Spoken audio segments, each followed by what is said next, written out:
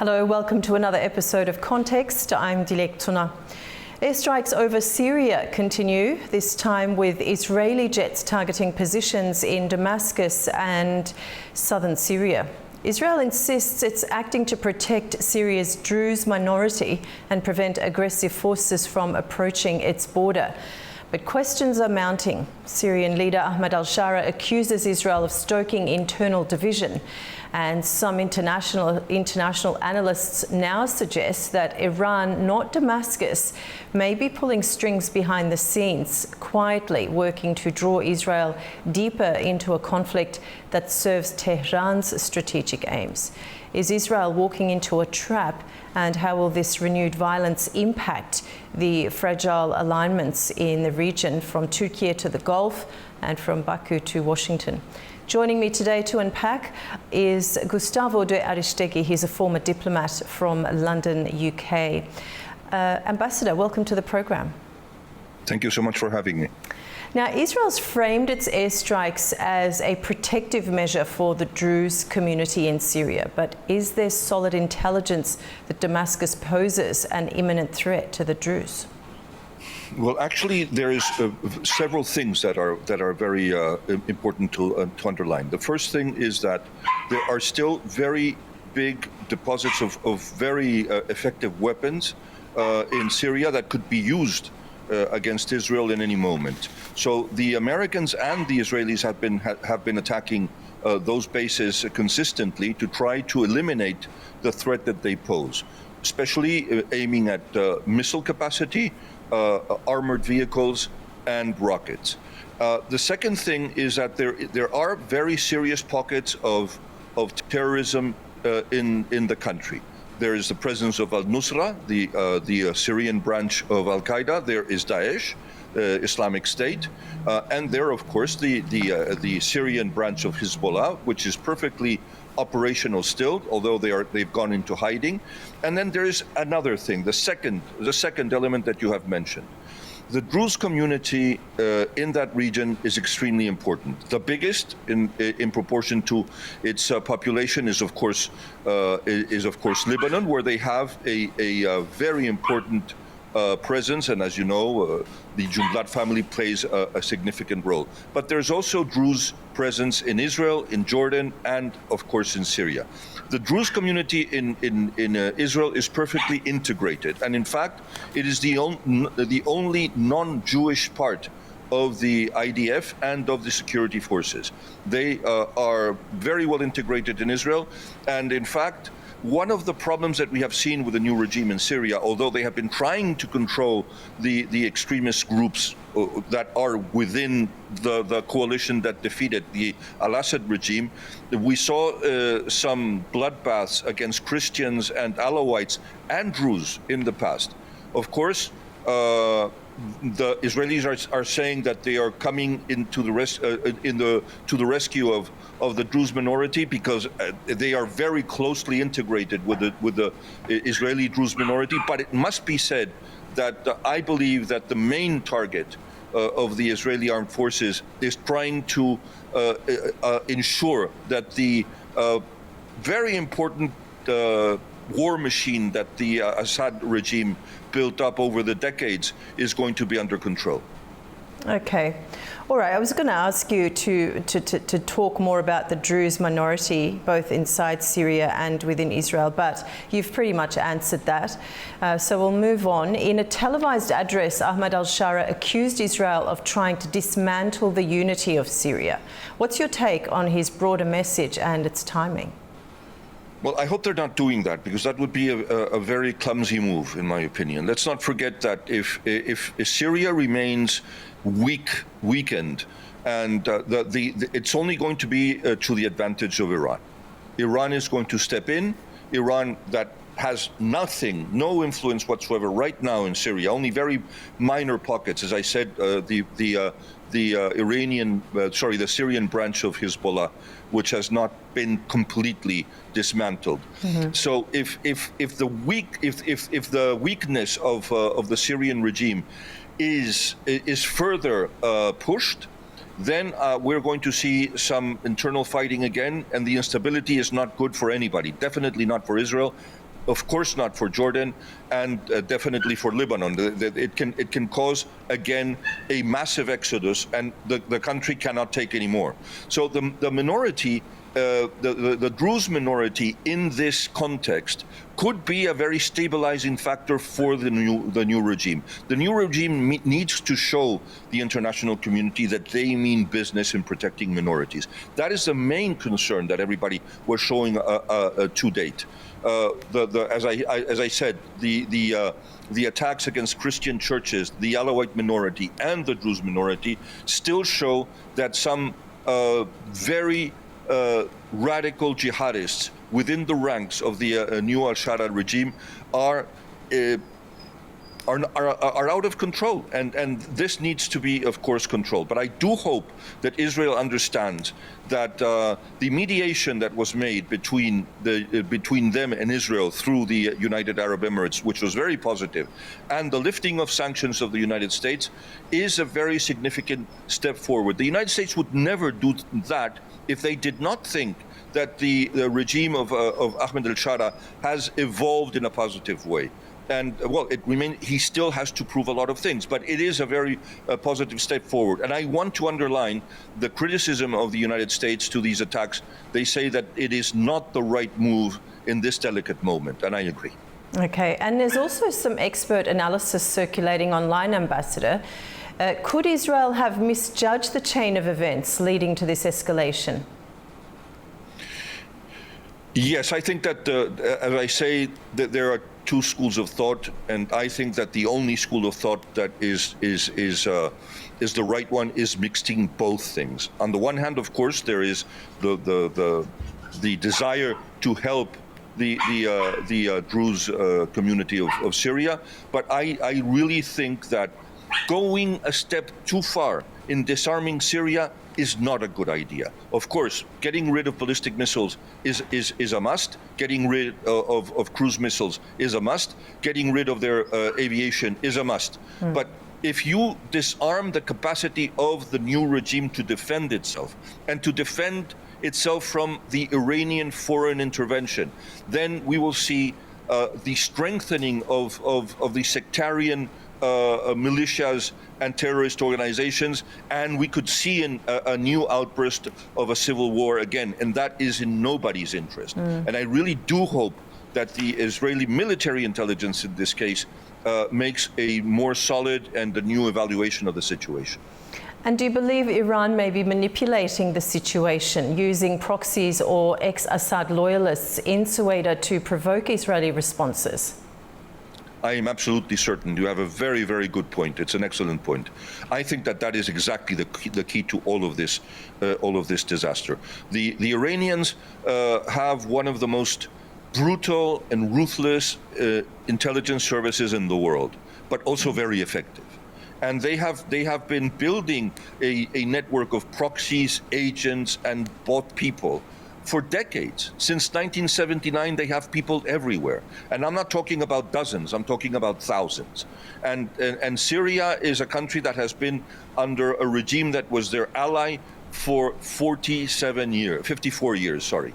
And for those 54 years, since 1988 to be exactly precise, when the Syrians became the allies of Iran after the war of the banners between Shia factions, the Amal on the one side and Hezbollah on the other side. Amal supported by Syria, Hezbollah, of course, by Iran. So Iran won that war.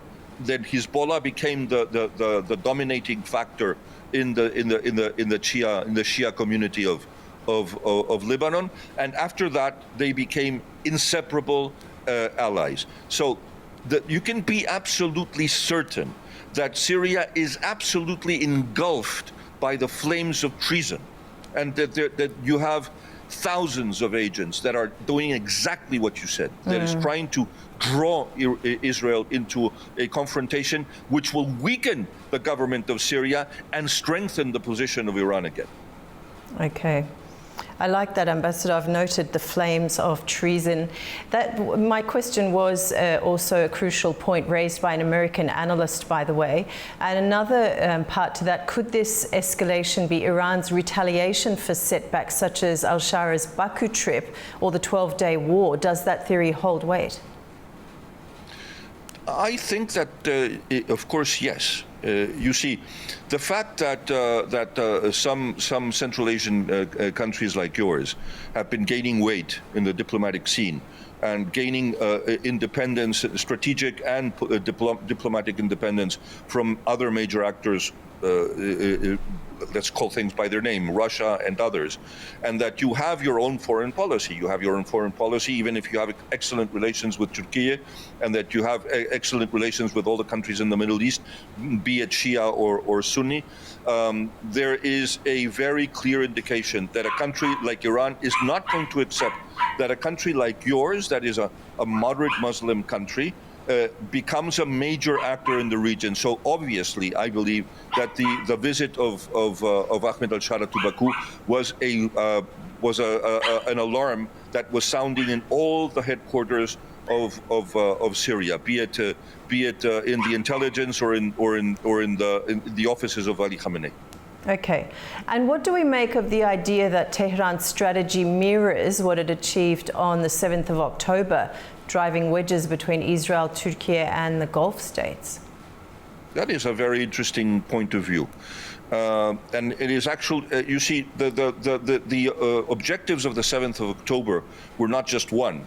When I saw people saying, "Oh, this is trying to provoke a war so that Israel is dragged into a mess in Gaza, and that is going to put the Palestinian conflict again in the forefront of world media." Well, it was, of course, drive a wedge between the improving relations between Israel and the Gulf countries, and especially the diplomatic relations between Saudi Arabia and Israel were about to be signed. And of course, the 7th of October blew everything up. So this has proven to be a very effective strategy, and I would not be surprised at all that Iran is trying to emulate it and trying to divide and conquer. Mm-hmm. Now, has Israel fully ruled out the possibility that Iranian operatives, not Shara himself, ordered the attacks near the Druze areas? Yes, again, I wouldn't be surprised. I truly think, I have my suspicions and my doubts about Shara myself. I mean, I have lived in that region for a long time. My father was the Spanish ambassador to Lebanon. I served in Jordan, where there's a very important Druze community, and I was in charge of the embassy in Iraq, where all of these factions were under the boot of Saddam Hussein at the time, but of course I knew all of them. What I can tell you very frankly is that there is not a clear reason or a clear cause for any conflict in the region. There's always an array of causes that converge in one point. And this is why it is essential, by all means, to be very cautious in the analysis and to understand that the convergence of very destabilizing factors in the region can amount to a very big explosion. And obviously, Ahmed al-Shara is trying to prove to the world that after the bloodshed of Christians and Alawites and Druze of the past, that he means business, and that he is serious in wanting to show the world that he wants to become a respected member of the international community, and that he is going to keep his word of defending and protecting the minorities of Syria, which is one of the main essential part of its DNA. Syria and Lebanon are very diverse nations, and without this diversity, they would not be what they are.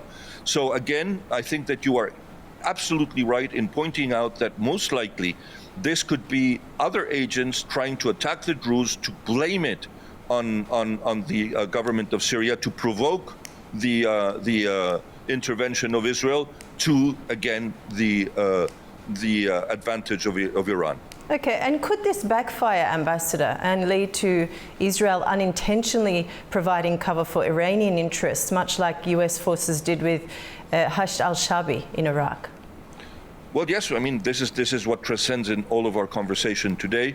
The non-visible or non-obvious actor, although it is obvious to anybody that has been in the region for more than a week, is that Iran has more to win out of this chaos than anybody else. And the more it weakens the government of Syria, the more it implicates Iran in yet another front, which is not a good thing for them because they might spread themselves too thin. And that would give, of course, the opportunity to Iran to rebuild its military capacities with their own proxy militias in Syria, which now are very weakened, with the exception, as I said, of Hezbollah, which of course does not have the support of the Lebanese Hezbollah, which is a phenomenal fighting force, terrorist fighting force, but a phenomenal force nonetheless. And they are looking for this opportunity. That the Iranians are not going to sit still. They're not going to lick their wounds and wait for things to heal and that their proxies grow on their own. That's not going to happen. It is a very aggressive country, and if there is peace in the region, that is not to their advantage. They need chaos, and in chaos they thrive. And in this chaos, they will be able to rebuild their terrorist capacities and their proxy militias in the region. And that is very bad news for peace and stability in the Middle East and therefore the world. Okay, let's turn our gaze to Turkey, who has long maintained a delicate balancing act in Syria. Do you expect Ankara to shift its stance if this conflict escalates further? I think that they've made themselves very clear. Probably, Ankara has not been very diplomatic in its language lately, but of course it's a country that is defending its interests, and that is absolutely legitimate. I won't criticize that. I'm just saying that the language is a bit harsh. They're saying that they will never accept the destabilization of the present Syrian regime yesterday, today, or ever. Well, yes, I totally agree with that. I think that everybody is in agreement, but I hope that they keep part of their deal, that they push the regime to defend, protect, and respect the minorities of the country, and that they do not attack the Kurdish camps in the northeast, because that is where the majority of jihadist terrorists are kept captive. Mm-hmm. If by any chance those camps were to be attacked, then that would be a real disaster for the security of the region, and starting with for the security of Turkey itself, because just imagine thousands, or in a best case scenario, hundreds of jihadist terrorists on the loose. Where are they going to go? They're going to go to Lebanon, they're going to stay in Syria, and they're going to go to Turkey, they're going to go to Iraq. And that is the perfect, the most explosive cocktail that we can imagine. Okay, and how should the United States respond, especially given Washington's reported request for Israel to halt its strikes just 24 hours ago? Well, I think that, President Trump's administration has been criticized for many things, and I think that some of them are very, very criticizable. I am of the opinion that as far as foreign policy is concerned, they've been pretty cautious, and I would say that quite audacious. They've shown it in the Gulf, they've shown it in Central Asia, they've shown it in their very clear, harsh messages, for example, to Putin, and now they are telling their best friend and ally that they cannot continue to do what they're doing in Gaza, that the humanitarian tragedy in Gaza is appalling to all mankind. And a friend of Israel, I am saying this very clearly. It is not acceptable that thousands and thousands and thousands, tens of thousands, in fact, of Palestinian civilians have lost their lives, and many of them children. I wouldn't say it. I'm not going to adventure a data on that because it's controversial. But what is very, very clear is that the United States wants to promote peace and stability in the region, and these actions are not going in that direction. And I think that the Secretary of State is going to be very clear on that. I think that the press secretary of the of the White House was very clear in yesterday's briefing, and I think that we're going to see more of this in the coming days. Okay, and Ambassador, if this is the beginning of a broader proxy maneuver by Iran, what are the implications for Azerbaijan, the Gulf, and Israel's normalization efforts? That's a very good point again. You see, if you go back in history, since 1979, the Iranians have used their minorities in the region as destabilization factors. 25% of the population in Kuwait is Shia. 70% of the population is Shia in Bahrain. A good 10% could be in the Emirates and in Qatar, and 17 to 19% Saudi Arabia, 40% in Iraq, 40% in Lebanon, 13% in Syria. In all of these places, and then if you go into Central Asia, of course the same. But the difference between Central Asia and the Middle East is that the countries are more solid. The governments are more stable, and I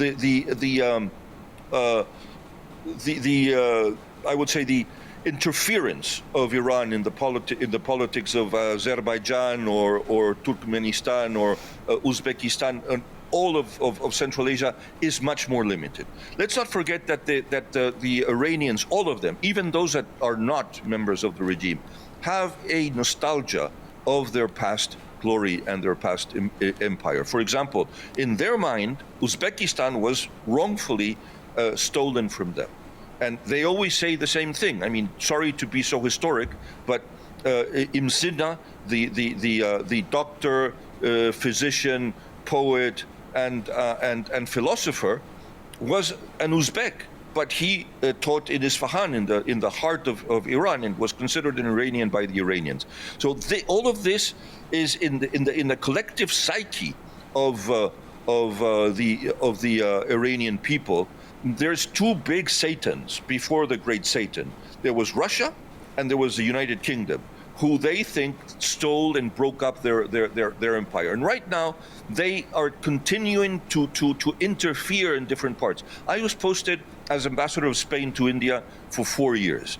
And you know that in India, there's 270 million Muslims. And India is the second largest, I am not wrong in what I'm saying, mark my words. India is the second largest Shia country in the world, with 45 million Shias. And Iran has 200 cultural centers in India.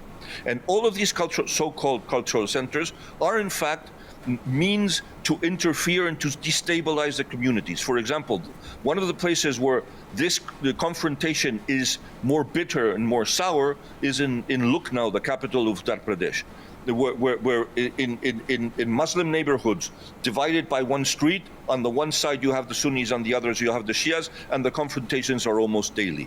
And then the other place where this confrontation unfortunately is also visible, and where the hand of Iran is very visible, is in the valley of Kashmir. And I have seen this with my own eyes. All the villages of the valley of Kashmir, all of them, look more like Tehran than India. You have the signposts and posters and billboards with the faces of Khomeini, Ali Khamenei, and Nasrallah, just imagine, and even of the very radical president that already is no longer in politics, Ahmadinejad. All of this is the reality of a very explosive region that goes from the Near East all the way to India, and surrounding, of course, the Central Asian nations. And this is why I believe that we have to be very vigilant with the penetration, the interference, and the destabilization that is being provoked by Iran, their proxies, the Revolutionary Guard, their intelligence service, and their so-called cultural activities in different countries of the world. Okay, Ambassador, that brings us to the end of the program. Thank you so much for your insight and analysis. Thank you very much, and I know that this is not very journalistic, but I'd like to congratulate you, because your in-depth research to make this conversation possible is very impressive. Thank you so much. That means a lot coming from you. Thank you. And that's all we have for the program today. Thanks for joining us on Context.